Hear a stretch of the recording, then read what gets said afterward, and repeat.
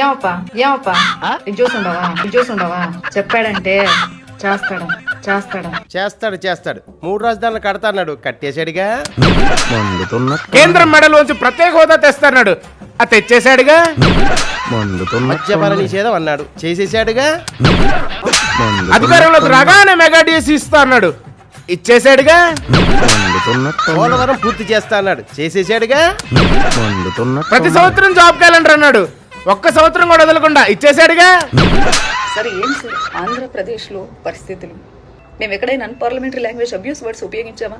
ప్రభుత్వాన్ని ప్రశ్నిస్తే ఆడపిల్లలని కూడా చూడకుండా వాళ్ళ వ్యక్తిగత పేజీల్లో ట్రోల్స్ చేసుకుంటూ ఎఫ్ఐఆర్స్ ఫైల్ చేస్తూ అసలు వార్త ఏంటి? వీడి చదివే వార్త ఏంటి? Government of India A disciplines ని గుర్తించాలి అనేది ఒక 65 డిసిప్లిన్స్ వాళ్ళు లిస్ట్ ఇచ్చినారు. List of sports which qualify for appointment of meritorious sports persons. కష్టపడి చదివితే ఉద్యోగాలు రావు, పేకాట ఆడితే కూడా ఉద్యోగం సంపాదించవచ్చని చెప్పకనే చెప్పారు. గవర్నమెంట్ ఉద్యోగం కావాలా? అయితే వెళ్ళి పేకాట నేర్చుకోండి. నిజం. సరే మీకు వీలైతే ఒకసారి టీడీపీ యాక్టివిస్ట్ పేజ్ ను కూడా చెక్ చేయండి.